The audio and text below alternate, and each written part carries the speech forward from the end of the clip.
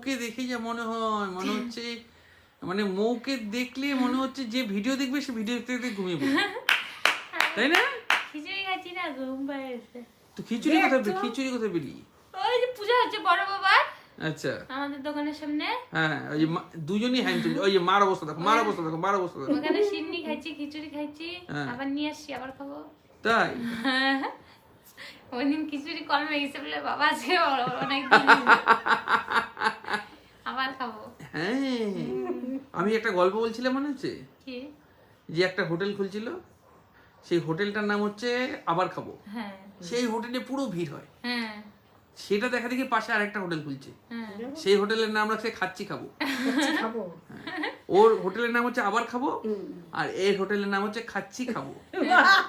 হ্যাঁ, খাচ্ছি খাবো। আরেকটা আছে। আর তারপরে আরেকটা খুলছে, বলে খাবোই খাবো।